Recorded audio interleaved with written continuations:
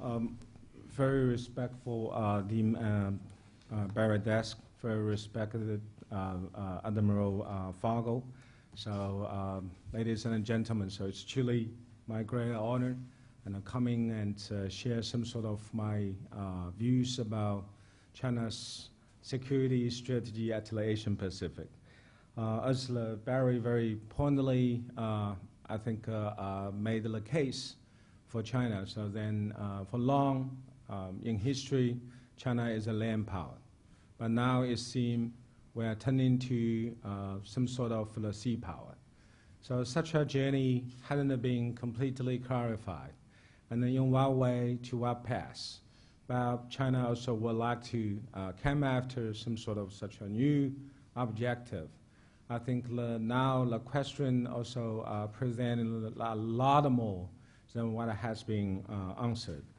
I have to say China's security strategy at the Asian Pacific could be simply and clearly characterized in a couple of the points.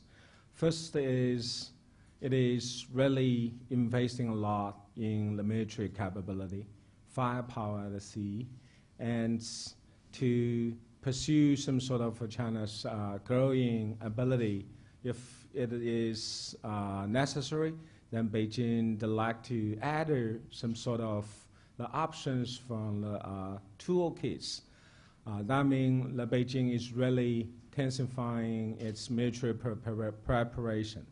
And we also not just spend a lot of money in budget, military budget. We also, after Xi Jinping came to the power, just to speed up some sort of transformation of military from the peaceful time over to the war readiness. This kind of military dimension has never been heightened. A lot of reason probably just getting the Chinese feel the war is imminent. We see escalating tension between Tokyo and Beijing. Then we also see, for example, what's the potential flashpoint to lead to the military conflict between China and the U.S.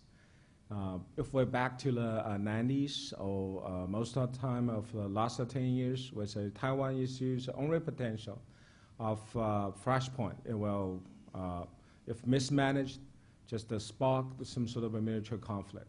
But now potential of the military fire fronts between the U.S. and China extending. We're not just probably will get into the military conflict over the Taiwan issue, but North Korea's issue, then the East China Sea, South China Sea. Probably most important is operational stability. So those things really highlight some sort of the growing sense of insecurity. Then the Chinese just believe we needed to expand the military dimension of the Chinese capability in the response to such a growing uncertainties.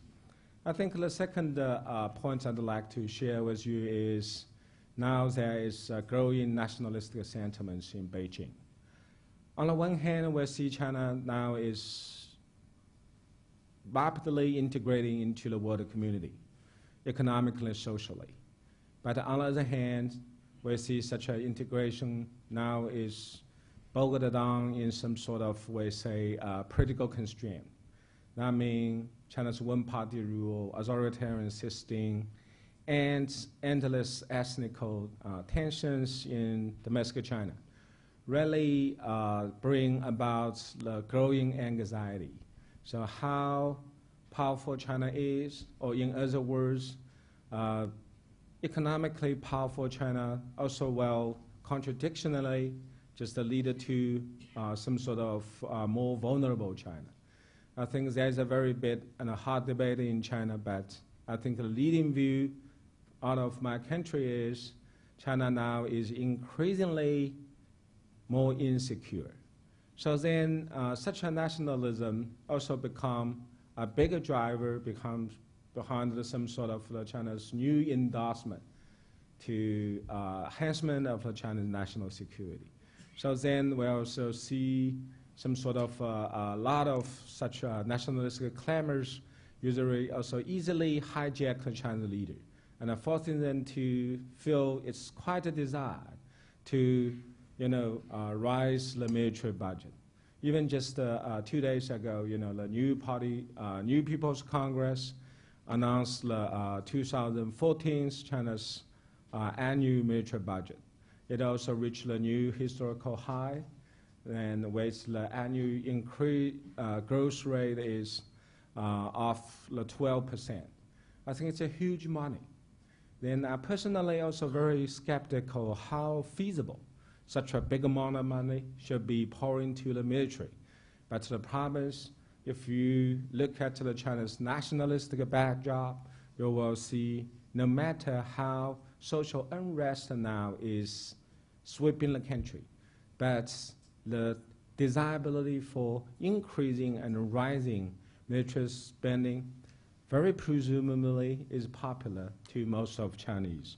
So then this nationalistic sentiment now is fueled, and is also some sort of some new justification for the government to reinforce the military dimension.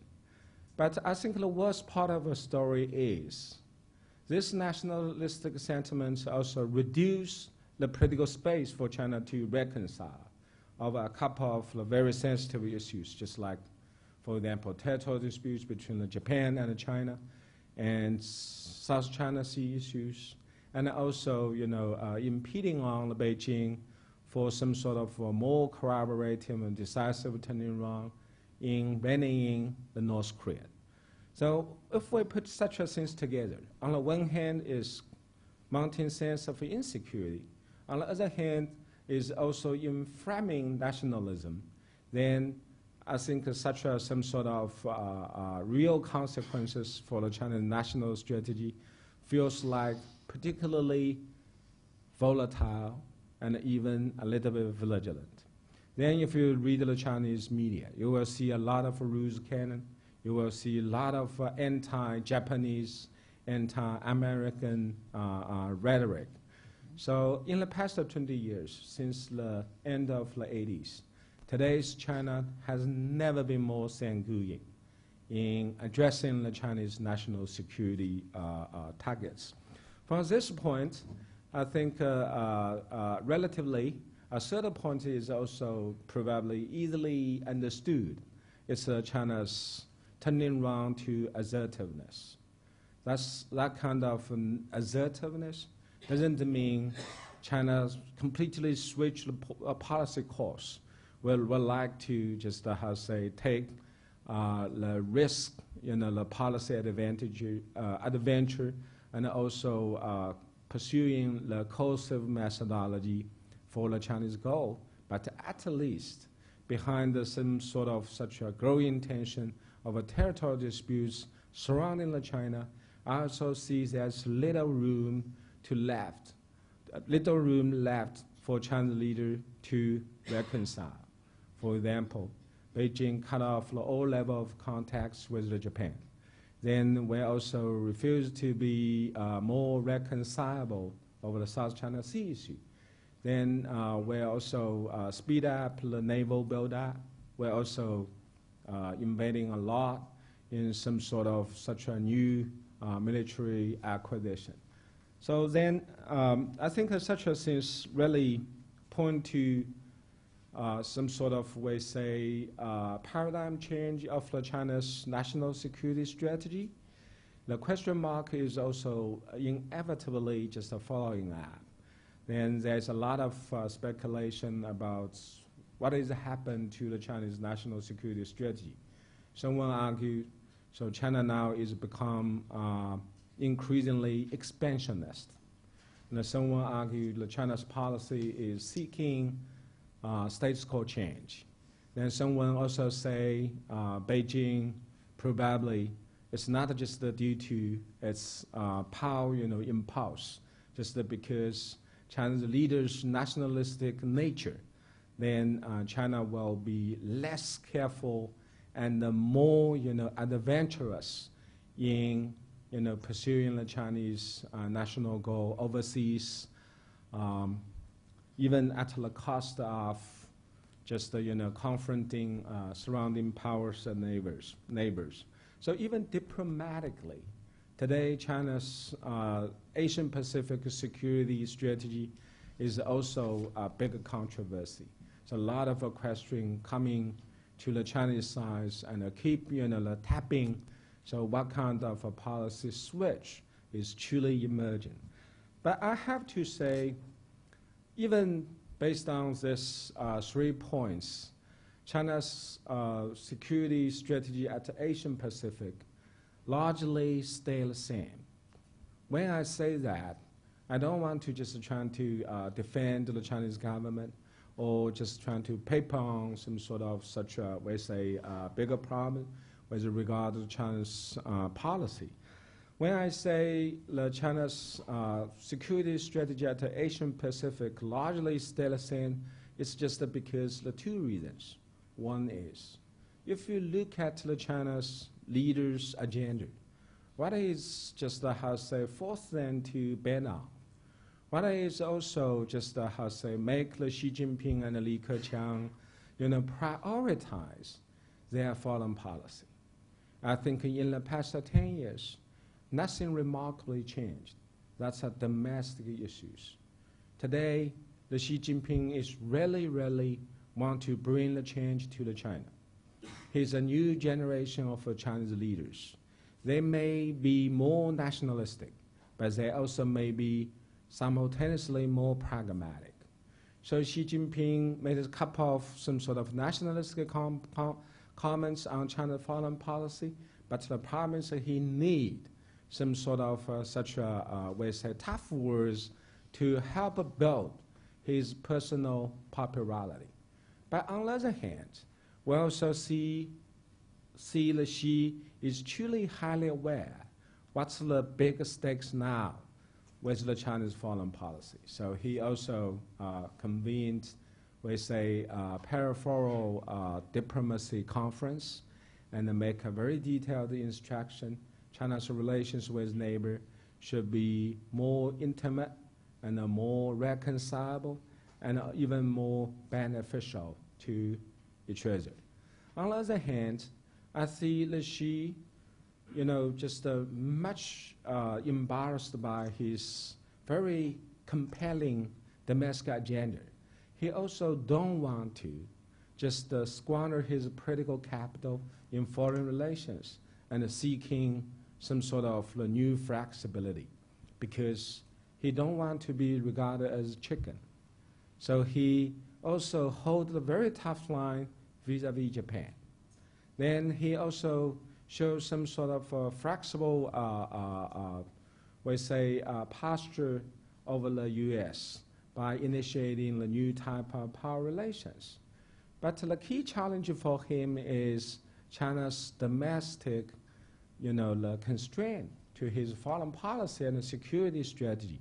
For example, ADIZ. I think it's a very telling evidence. ADIZ issue actually is a very sensitive one, because it's not how reasonable China also should be samely entitled to declare the ADIZ. The ADIZ, coincides with the lingering tension of the Senkaku Diaoyu Islands. So ADIZ's decision must, fuel some sort of such a confrontational climate at the West Pacific. But the province, ADIZ's decision just simply declared without some sort of notification to US and Japan, then that kind of lewdness in the handling of the Chinese foreign policy largely came from, as I say, domestic constraint. Because compared to the United States, to be a great power, to be a bigger power, foreign policy is professional, is some sort of a very complicated domain. So to be a top leader, they lack some sort of a personal, the definite, the experience or knowledge on how to handle the foreign policy well. So they rely so much on their personal foreign policy team. We know who is sitting at the President Obama's foreign policy team, but we don't know who is around Xi Jinping for foreign policy thinking and the making. But I can ensure you here is, even at the General Office of Xi Jinping, there's no one who is specializing in foreign policy and security issues. So I see some sort of bigger clamor, bigger controversy caused by decision by ADIZ just due to some sort of such a systemic constraint in China. So until the China's domestic transformation could very impressively and decisively come through, I think the China's foreign policy's controversy will never ease down. So a lot of such domestic issues, not just pose a restraint to China's foreign policy and security strategy, but also just to make some sort of originally maybe is a well-molded policy initiative actually and eventually becomes some sort of a disturbance, becomes some sort of a disruptive one. We see a lot of such cases. Then I think another reason is it's also simple. I think that today China will feel stronger and more powerful. So then there is a very popular feeling in China. When we're weak, we should aim low profile. When we're getting stronger, we should be more resolved to safeguard the China's interests. So such some sort of a popular feeling usually also gets the Chinese leader hijacked because they consider what they thinking, what they doing should live up to such a popular social expectation. So then the reason is we see a lot of Chinese stubbornness, even Chinese single-minded policy weighing, trumpet a real sophisticated policy weighing and policy thinking. For example, I'm also got very puzzled about China's overreacting to the Japan issue. I also see it's really just getting unwise. If China always just colliding with the Philippines over South China Seas, sovereign claims, because China should recognize if we are bigger, if we'd like to be a benign power, we should be much smarter to handle all such sunny issues, rather than just use some sort of, we say, Chinese reactional defensive to corner our counterparts. So my theory is, yes, China's getting bigger, but a lot of China's policy messes just came from the China's immaturity in policy thinking and making. Until the China could transform the domestic system, and until China could be real pluralistic and allowing the Chinese media openly and freely debate the policy options, I think such a domestic constraint to the Chinese security and foreign policy will never end up. So I don't tend to see China now is genuinely switch off the policy. If we look at the China's security strategy in the region, I think a couple of the key points is truly concerned the China very much. One is national security is always put the focus on territorial security rather than international security. We also know Kunming train stations, some sort of such a horrible, the killing events. We also know even two congresses, we say in Chinese word we say 两会, Chinese People's Congress and the Chinese CCPCC is a People's Political Consultative Congress. They are just convening at the moment. But every day, even Tiananmen Square is so heavily guarded, but all still witness unstoppable protesting and demonstration. So compared to the 20 years ago, Whatever China's economy is getting bigger, more powerful, but I have to say China remains a vulnerable power. I don't think the Chinese leader really now is some sort of, we say, challenger to this security template with regard to my country. They're still very cool-headed. They know China is not at any position challenging the U.S. Stupid, right? Causing our, the small neighbors, or just the how they presenting China in a way more forceful. But the problem is the interesting contrast always there, are floating, between some sort of nationalistic rhetoric and the real policy way. But the problem is it's harder to make such a two ends meeting very successfully and very smoothly. It's just because domestic constraint. So then the consequence is very, very, interesting. On the one hand, China leaders tend to focus on domestic agenda, also sweeping through the reform or some sort of revitalization with the Chinese economy.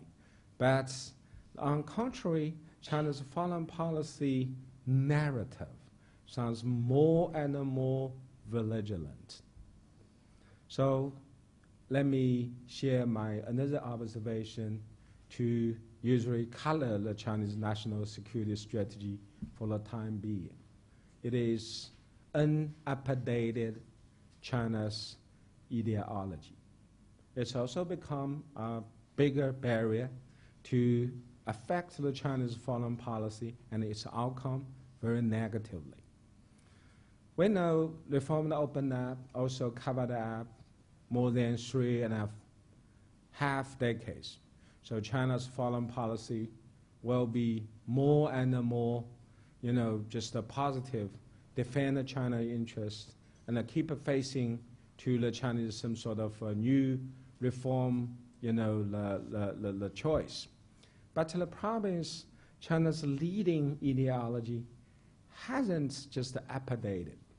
So then there's a lot of such, we say, sluggish perceptions and views remain alive in the Chinese thinking of the world in general and the relations with neighbor and the U.S. in particular. For example, what's the relations between West and the non-West? Then official narrative always assumed such a gap is spontaneous. China belongs to the non-West, U.S. belongs to the West. So the West maybe is destined to hostile, unfriendly. Then the non-West of China has to just find a way to get China fulfilling our interest. So then such a narrative also is another big impediment to the China's innovation of the thinking of security and foreign policy. For example, today the Chinese has never been more divided on how to look at the Ukraine issues. Such a divide even is very, very even. One half of the Chinese believe China should firmly side with Russia, because when Russia is getting into some sort of growing rivalry with the United States, that means Russia has to lean toward China. So then China and Russia's some sort of such a realignment will be more assured. Then it's the way that Beijing long, just hopeful to counterbalance the United States and Americans' online system. But on the other hand, we also see another half of the Chinese. They believe non-intervention is a long-term doctrine Chinese always cherished. So if we give up and turn into, favor to the Moscow's intervention, that means it's some sort of Chinese betrayal to our, foreign policy tradition.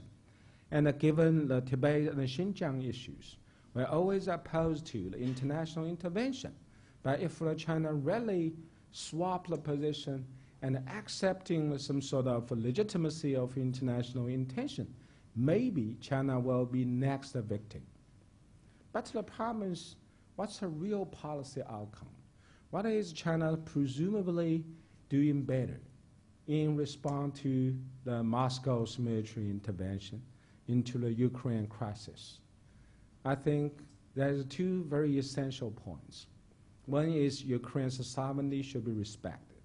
The second is we don't want to see any geopolitical split in Europe because that will crowding the world of politics. If such a 2 points could preconditions China's response, I think our policy choice should be very clear. But the problem is why China is still just bogged down into such a, we say, endless debate. My view is that we still lack a very consistent, updatable, and innovative official narrative about the foreign policy. So, particularly underline the China's some sort of, we say, rampant nationalism. If we couldn't fill the Chinese brain with some sort of sobering stuff, some sort of objective analysis on how to look at the world, then I see there's no way the Chinese nationalistic sentiment will fading away. So there's a lot of discrepancy, there's a lot of contradiction. But China's China's security strategy over Asian Pacific remain the same at the core. One is we prefer some sort of risk-averse rather than risk-take. So don't always take the global times and the nationalistic, rules canon as a credible sampling to demonstrate Chinese thinking and the Chinese some sort of, we say, such a policy adopting. The second, I think the Chinese national security strategy in the Asian Pacific, of course, also featured in some sort of a new imperative. That is, we need to increase the maritime presence. We need to become also formidable part and important player in the maritime domains. But the problem is, in one way, just as I say, such a maritime attraction could truly turn into operable and convincible, Chinese blueprint to be a maritime power. 2 years ago, 18-party Congress put forward a great idea. That means to be a maritime power should be unalienable part of the China's, just some sort of a great power endorsement. But so far, I think the concept has never been clarified. What kind of a maritime power, by definition, the China really, really would like to be at the disposal? It will be naval power. It will be maritime commercial power. It will be maritime, we say, administrative power, or its maritime resources and fishing power. I don't think such a main components has been clarified. So we're still grappling with some sort of such a, we say, prematurely set the goal. We should be maritime power. But the problem is, what kind of maritime power? That's also my key concern of my research work.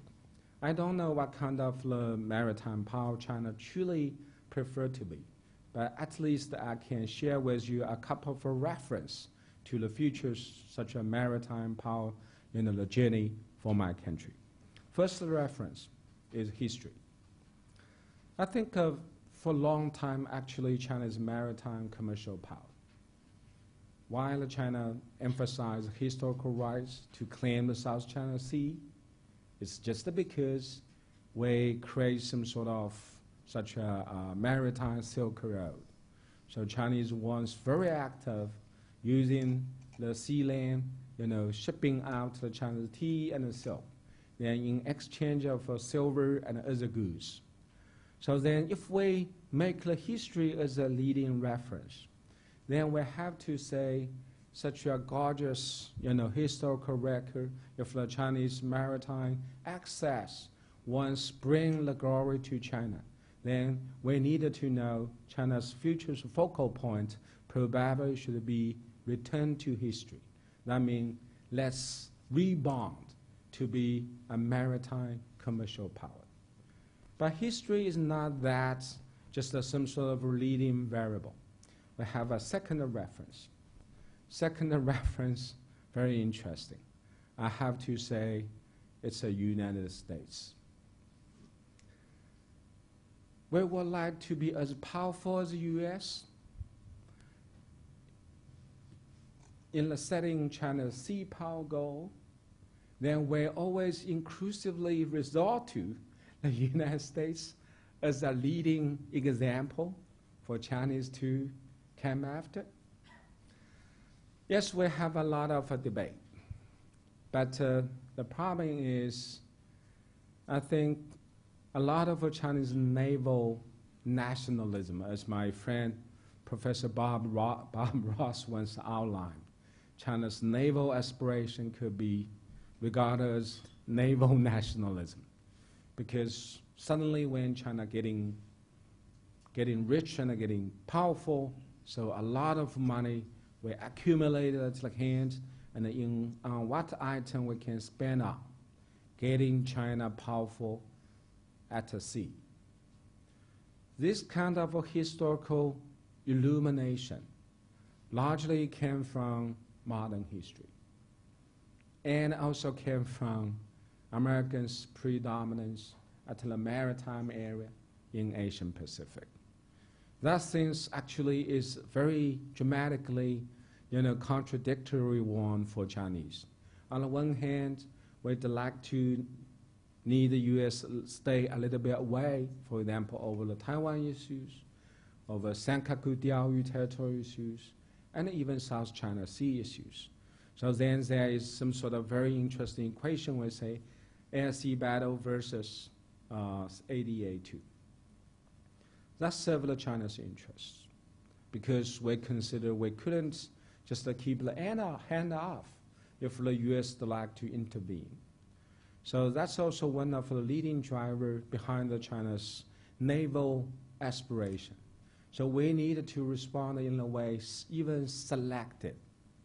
But the problem is we shouldn't get confused of maritime power. We say it's a naval maritime power and some sort of selected response. If we'd like to recalibrate the China's naval build-up to the U.S., I have to tell you that will be a huge blunder. We can't afford. How long U.S. spent to be a dominant maritime power? Under what condition U.S. could just the way say underpin its enduring maritime capability? I don't think China now has any similarity to duplicate. If we want to duplicate, I think there is another alarming reminder to China. Former Soviet Union was as powerful as the United States, but where the Soviet Union was or is. So I think that China's naval aspiration could water down in some way very, very, serious and sobering. We can't become a maritime naval power unless for 50 years later on or 70 years later on. So we couldn't just, always bet on some sort of such a naval nationalism in a way lining with some sort of current or similar footprint with the U.S. Otherwise, China will be exhausted. China will be more likely turning into another Soviet Union. I think another very important I think attraction from the maritime power is maritime commercial power. Last October, I think when Xi Jinping visited Indonesia and Malaysia, so he's very, very, in our words, very bravely, and even very, less reluctantly propose construction of new maritime Silk Road economic belt. I think it's a great idea, but the problem is how to put it into the effects. Without the settlement of the South China Sea disputes, I don't think China's such an even brilliant idea could come into the being. So then economic or maritime economic power also, inevitably needed China's restructuring of our, such a maritime policy. I think another one is, if we characterize in the Chinese maritime power, the notion is Beijing's some sort of a growing security anxiety. We need to be more ready in some sort of a real-time combative actions over territorial disputes. That may be, just the house existing for a while. But the problem is, another question also follow up. We really like turn Japan into the enemy for China. We really like to rival number one, number third biggest economies in the world simultaneously. So I think I have to say, if we look at the China's security strategy at the Asian Pacific, there's a lot of more question mark than whatever we have clearly answered. Okay, let me come to my conclusion. I see the China's national security strategy at the Asian Pacific really experiencing historical and a remarkable shift and alternation. But the problem is, to what direction this new strategy will be making the way for? Then the China's security strategy in the Asian Pacific will be more focusing on the territorial disputes, more focusing on some sort of insecurity abbreviation, just simply based on nationalistic sentiments, or China could continue to search for a very pragmatic way, bring the country up and adding to the people's better off, speeding up the integration of the China in all the terms into the world community. I think that's a testable.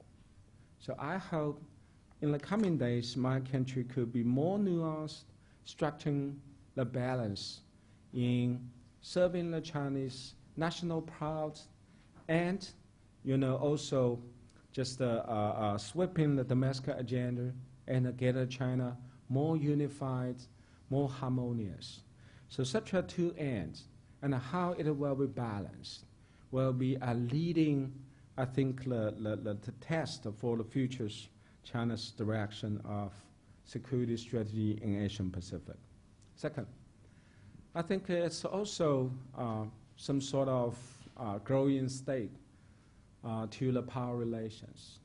Future's China's strategic, the trajectory probably more depend on the action and the reaction circle among the couple of the important players in the region. For example, I think the China-Japan relations now is a leading paradox for China-US relations, because China-Japan relations may more likely to redefine US-China relations. The reason is both Japan and China very negatively and very ominously, get stuck in some sort of domestic politics. Tokyo, I think similarly to China, also lacked a strategic vision on how get such a entanglement just to be dismissed or even we say diffused. In other words, the Tokyo and Beijing equally emotional. If we continue to just how say downsway such a domestic nationalistic sentiments, then without notifying some sort of such a very dark, the undermining effects of such an escalating tension, then no one can exclude the outbreak of the military conflict. If the Sankaku-Diaoyu tension will trajectory just drive China-Japan into some sort of military conflict, of course, U.S. will never keep the hand off. Then that kind of game will be unbelievably more grimmer and even undermining. So we should take every single effort in the prevention from the deterioration of China-Japan's great power rivalry. The key issues, what kind of a way we can resort to, undercut the domestic turbulence and get the both lead meeting, talking in a way direct. Another one is we also see China-U.S. relations. Now I'm a visiting fellow at the Brookings Institution. I have to tell you how the bilateral relations now is worrisome for me. Because in the past 15 years, I see the mood of the mainstream of Washington, D.C. has never been turning sour toward China. Then there's a lot of arguments. China now is, just as I say, switch the course and grabbing some sort of a new expansionist approach. China can't help away throwing the West, challenging the U.S., and even intent on squeezing the U.S. out of the West Pacific. I have to say, it's also some sort of, we say, perception now is prevailing in the Washington, D.C., but also reflect the growing vulnerability of our power relations between Beijing and Washington.